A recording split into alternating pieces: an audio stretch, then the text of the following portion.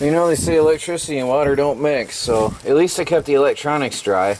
There was water dripping in the middle, which got in my battery box and soaked the floor, but other than that, I managed to keep it alright. Water got all over in there. The tarp was not waterproof, but it was water resistant. And at least, like I said, the electronics are okay. I had ripped this all apart because I'm tearing out the electronics and everything. And then it started pouring rain. So all I'm going to do right now off camera real quick is just pull off these 4 wires. And then I'll start all from scratch. Alright, now I have to work quickly because there's a thunderstorm coming. And I really want to get my power back on today. So I'm going to go plus to minus, plus to minus, plus to minus to make a single 24 volt bank. And again, plus to minus, and plus to minus to make another 24 volt bank. And then I'll connect the ends, and that's it. We'll have a set of 2 24 volt batteries connected in parallel. So I gotta see 1, 2, 3, 4, 5. I gotta count my wires. I hope none fell down. Well, it was raining. I want to figure out which wires I'm going to use here for the main ends. I'm going to definitely need a positive and a negative on the end. So I'm going to take one of each here and set them aside for connecting the ends so I have them clearly identified. Beyond that, it's just a matter of hooking up the batteries plus to minus here. So I figure out which way I want to do this. Making some 24 volt battery banks. And some of these have been sitting for a while in a certain way. Oh look, I can do it like that, maybe. Maybe. No, I don't want to bend it. So I'm going to figure out how I want to hook these up without getting in the way of the filler necks. So I can fill these, and I think that's it. We'll put a lead on here. So we're connecting the 4 bolts or the 4 batteries together in series to make a 24 volt battery bank. Okay. They say connecting 24 volts like this has another advantage, that there's less wires. There are fewer wires needed to make a 24 volt battery bank. There are 3 fewer wires required to make it happen. I have to be careful because I'm working in a hurry because the lightning storm is coming, but yet I don't want to mess this up and short out a wire, which is not a nice thing to do. Melt my wrench. So I'm going to connect this one and this one. Be back in a minute. See, now I only required 3 wires to connect 4 batteries together in series. So 6 times 4 is now 24 volts. So I have the main minus terminal here and the main positive terminal there on a single 24 volt battery. Now I'm going to connect the red ones on this side so I can distinguish the 2 battery banks. We'll be back in a minute. Okay, now I have 2 24 volt battery banks. One is the black bank and the other one is the red battery bank. I've got cats playing with my wires. Not a good thing. Now I'm going to connect them together. I've got to chase some cats away here. I figured I'd let you see what I'm doing. Let me move the camera back a minute. Okay, I'm just simply putting on a wing nut. I connected this wire here to here, the positive to the positive of the battery banks, the 2 battery banks. And I threw a wire over there, negative to negative. I'm just putting these on loosely for now so they're in place. And then I've got to remove the power inverter and put on the other power inverter on here before I can connect those wires. And I have to reset the charge controller's voltage settings before I can connect the wires for that. That way I don't cause any harm to anything. And then I've got to set up leads to the wire that's going to go to the house. Honestly, this is a much neater looking arrangement, the 24 volt arrangement in this battery box. It's a nice straight through, really nice, neat arrangement. So, alright, next I'm going to take off all the electronics from the front of this rig and start redoing all that properly. Okay, now this comes off, and I'm going to take these wires out, and these will go into this one. So everything's getting moved. Everything is getting moved now.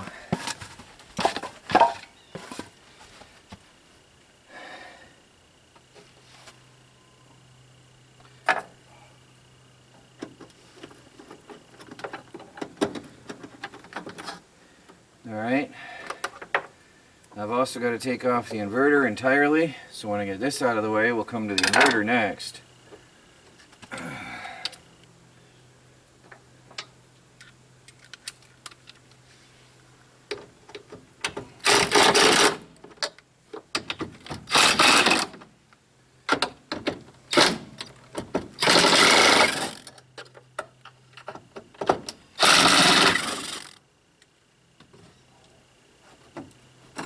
There's that.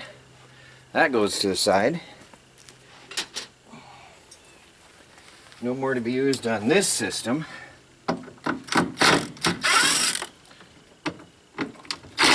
Now none of these wires are hooked up right now, so don't panic. I'm putting everything over here out of my way as I go. Now the inverter needs to come off, and that's a smaller knot on there.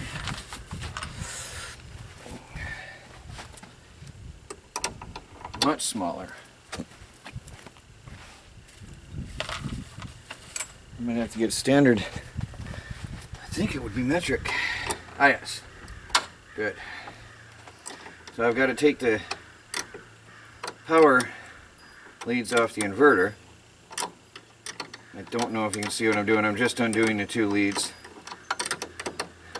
Positive and negative. I'm feeling cautious, funny enough, even though I have no power going in here.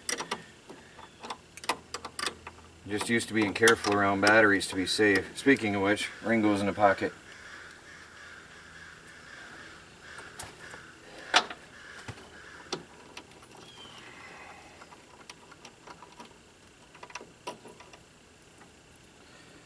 And I'm going to keep the heavy duty wires on here. We can only benefit from thicker wires anyway, because the thicker the wires, the less loss in the lines at high current. Now the new inverter I have is a 1000 watt inverter, so I'm losing 500 watts capacity, but I never used 1500 watts anyway at one given time on the on this inverter. I think 1000 should be sufficient. When I run another mining rig, I'll run another, well, I can run 2 mining rigs on 1000 watts, and the smaller ones, that is. When I need to run another rig, I'll have to get another inverter. So eventually I'll just be expanding power inverters. So these big boys are out of the way.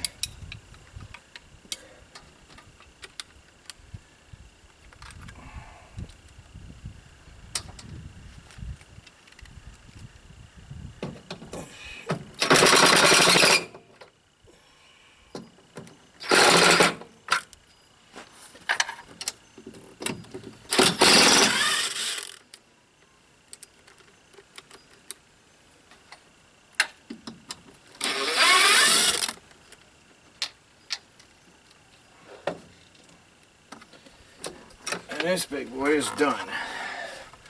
Out of the system.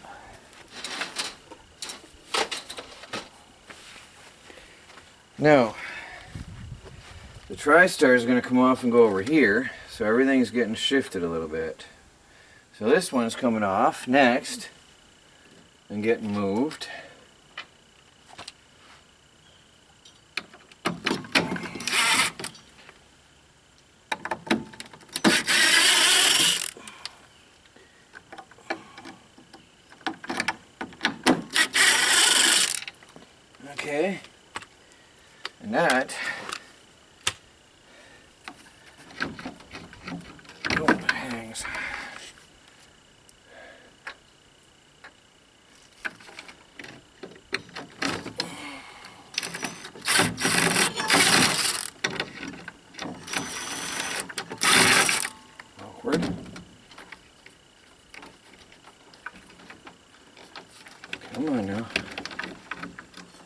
this one, oops, I forgot to take those wires out. These wires are no longer going to be used. I'm only going to have one charge controller in here instead of two, because now I have a more efficient system. So the heavier wires are going to be used and the thinner wires will come out for future use on something else.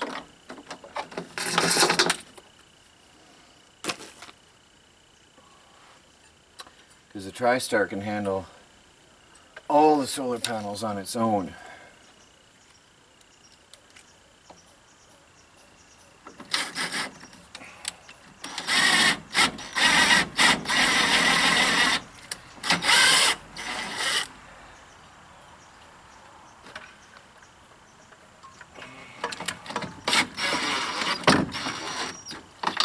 Okay. And then we'll put that two screws back in there.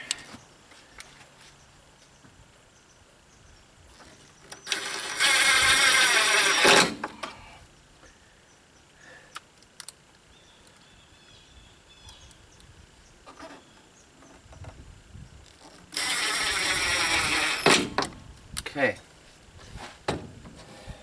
Now, I can take these big fat wires and put them in to the TriStar. Hopefully they'll reach all right. So this is the positive here. I'll put it up through the bottom. And I need my big fat screwdriver. Can you see what I'm doing okay? Probably not. Let me move your camera. Okay. Now, it's awkward to see. The main positive power wire goes up in here. Also, I've got to switch the batteries, number 2 and 3. I have to switch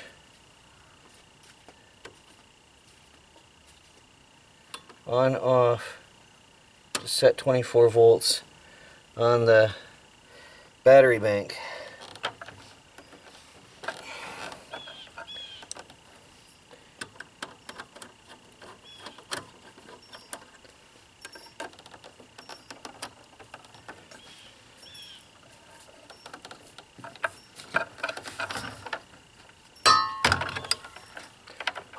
I hope that the wires will reach alright. I really hope.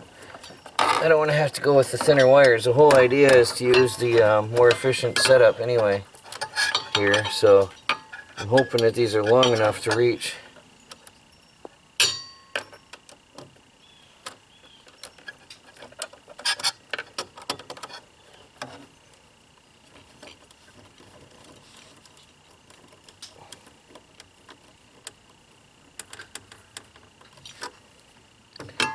Okay, there's the main positive wire, and then the main negative wire comes in. Tighten that down, by the way.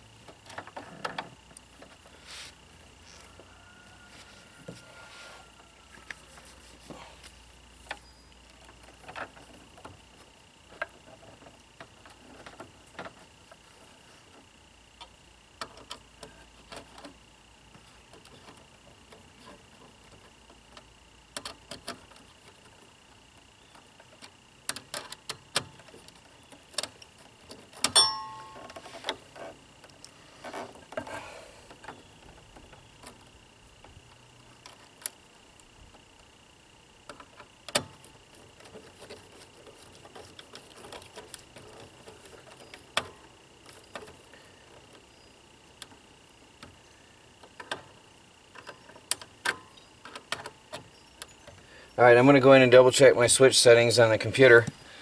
I downloaded the spec sheet so I can make sure I have that right. I'll be right back. Okay, this is a good sign. 26.2 volts, nighttime. Alright, so this is good. I just connected in here, the positive here and the negative here. I'll have to replace those leads because they are too short. But I do have the controller on, and it is showing I've got 26 volts on the battery banks combined. Alright, here's my new inverter. Now I have to put it upside down as far as the label goes. It's a lot smaller physically than the other one. I'm thinking technology has changed in the years since I got that other inverter. But anyway, I'm going to mount this as good as I can here.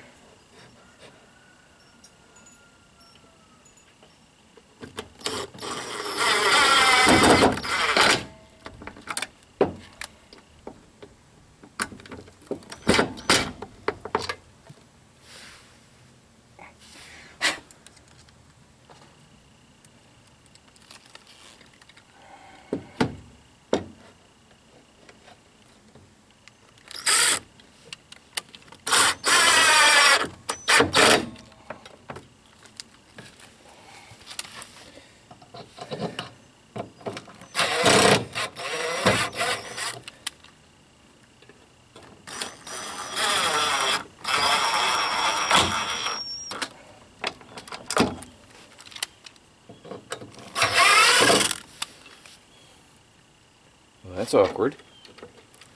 Huh. That's sort of a dumb setup, isn't it?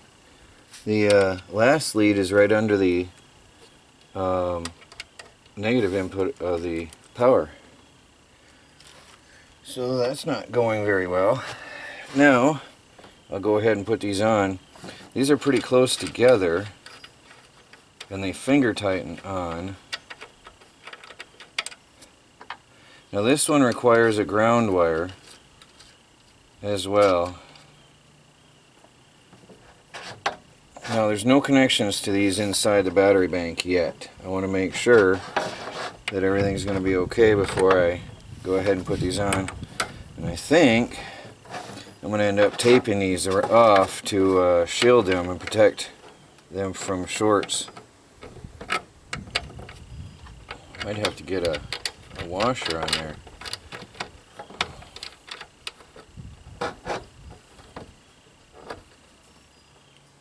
I don't like finger screw, and I don't like that not being shielded. That's the only thing. I'm gonna get some tape and shield that for my comfort. Alright, I've got the plus and minus insulated, and I just simply use the thumb screws provided. Of course, there's only 50 amps coming into here, so it is a smaller amount of current. It's less than half the current from what I was using before. All the way through the entire system now, everything is less than half the current. Well, it's going to be half the current, so that's a good thing. There's half the current in the charge controller, and less than half the current here because it's only 1,000 watt compared to a 1,500 watt. Now, up here, again, I've got to change my wires. I need longer wires for the charge controller. I've got the positive from the inverter on one side here, and on the opposite bank I've got the negative connected here, so that's correct. But these guys I've got to extend. This one's in my way, he's happy here, but this one I want to extend and put out over there. So I'll have to do that in a bit. But for now I'm going to see if we have AC power. So let's see if this turns on and what happens here. Okay, I drove this shaft in the ground. It's long and it's in there quite a ways. I had no idea what this thing was, but it was in the garage and it's in the ground. And then I connected a wire from here to the earth on the inverter so that I have a safe connection. So then I turn on the power, and there's no sign of power except for this tiny little green light. It's silent, and I'm not getting zapped, so it's definitely grounded and working. So now I'm going to plug in the AC and then go inside our tiny house and see if it works. Right here I've got nothing in except for my wire going to the computer. So let's go in there and see if there's power to the surge strip, and then I'll know that I have power in here before I start turning anything on. Okay, down under the desk. Okay, we have power. That is a sign that we have AC power, so it works. Okay then, we're back in business inside the tiny house. Okay, I've got the solar panel wires, one of which is disconnected. I've got the blue is positive just because that's what I have, and green is ground. At least I'm consistent on the ground. I hear thunder again. So the ground will go in here. I don't know if you can see what I'm doing, but there's the common terminal here.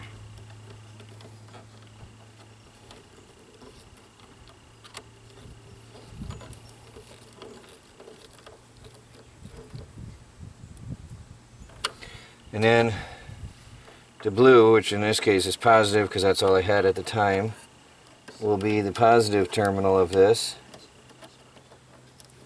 Squeeze that in there tight. Alright, now we'll go around. We can set this in place. I'll go around and I'll hook up the panels, and we should have power here. So we'll be back in a minute. We do have power coming in, 77 watts, 85 watts. It is a rainy day. We have 26, I think, point something volts. So we are back in business. We have power in the tiny house and we have power coming into the charge controller. But this is only half the solar panels. I still have to rewire them. First, for today, since there's no sun anyway, and the next 3 days it's going to rain, I'm going to leave it at that with 4 solar panels connected. Next day or so I'm going to work on the other because it's 5 o'clock in the afternoon already, and I still want to get DC power to the tiny house, which I have not had since I ripped this all apart. So that's the next project. At least we do have power coming in and power going out to our battery bank now.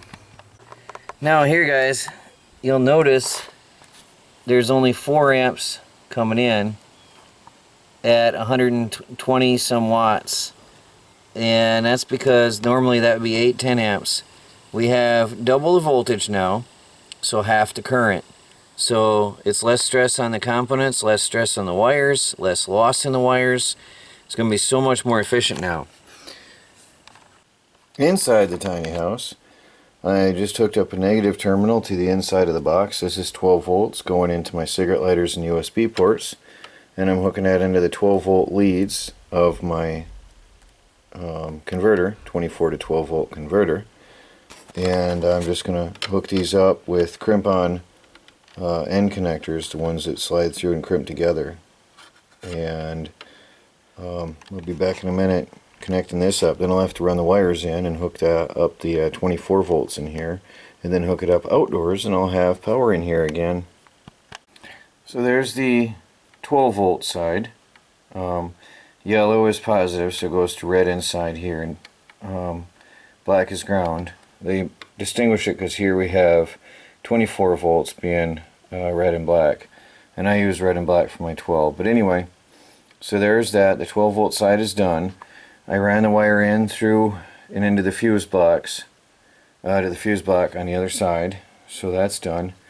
Then here I'm going to get on some twist end connectors, because when I tie this in, I'm also going to want to put a cigarette lighter socket on the side of this unit so I can plug in a 24 volt meter into it. It runs on a cigarette lighter plug. So I'll be fixing that up here either today or tomorrow. We'll see how it goes. Okay, in here I've got these all tied up. Now again, this is temporary connection to make sure everything works. I don't want to get too elaborate till I make sure that this is going to work. Then when I have power in here and I know it works, then I'm going to mount this on the side of the box, and then I'll wire in the cigarette lighter adapter for the 24 volt side, and then I can put in my voltmeter and monitor the voltage of the battery bank from inside the tiny house. So I'm going to go outside now and then hook up the other 2 ends of these wires on the 24 volt battery bank, and we should have power inside. Well guys, I got the negative here going into the house, and I got the positive running over here going into the house. So let's go on inside and see if we have 12 volt. This is 24 volts going through those wires here going to the house. So let's go in and see if we now have 12 volts at the cigarette lighter socket. Well guys, there's happy blue lights there, so there's definitely power. Now I'm not going to do anything until I test the voltage. Like, That's the built-in cigarette lighter plugs, and these are just empty wires.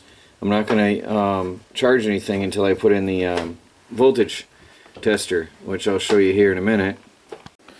Hey guys, I got this battery monitor with a digital thermometer off Amazon. It's a 2-in-1 thermometer and battery voltage indicator. And I'm going to plug this in a cigarette lighter adapter to show how many volts we have in there. And it's just a bonus that it has a Fahrenheit thermometer. So bear with me here. I'm going to plug it in and see what we got for voltage. Alright, we got this here. There's a temperature sensor. I'm going to pull off to the side a little bit there. That's in the way. And which way is up and down? Volts and Fahrenheit. We're going to plug this in, and we should now have an indicator of the voltage. Oh, isn't that pretty? What do we got here? Oh, it's hot in here. Yuck. 80. Okay, it's changing. So that's precisely 12.2 volts coming out of the adapter. Let me see if I can get you zoomed in there and get you a good view of that. That's pretty. There's your voltage and there's your thermometer. So now we have a good idea of the temperature in the house and the voltage coming out of the converter. Pretty cool. I like it. So you can get that on Amazon, and I'll put the links down below. You can use that for your off-grid home, or for your battery bank, or for your vehicle. And it's 12 and 24 volts. So what I'm going to do with this is I'm going to run another cigarette lighter socket. After I'm done running this a couple days here, I want to make sure that the voltage out of the converter is stable. And when I'm sure about that, then I'm going to run another cigarette lighter socket to the 24 volt side and plug this into that and leave it there permanently so I can monitor the power and the status at all times coming out of the battery bank itself. Well guys, that's it for today. I've got 12 and 24 volt. I got 12 and 24 volt and AC power in the tiny house. So we're done for the day. I'm going to close it all up, put it back together for the night, put away my tools, and another day is done. I'll close up that box. I finished wiring it, and I'll close up the box inside as well. You don't have to watch me put in 3 screws. And that's it, guys. Thanks for watching. This is Troy from the Do-It-Yourself World and the Off-Grid Project. Please like, subscribe, and share. And follow our daily videos as we strive to become fully self-sufficient and off the grid on a budget.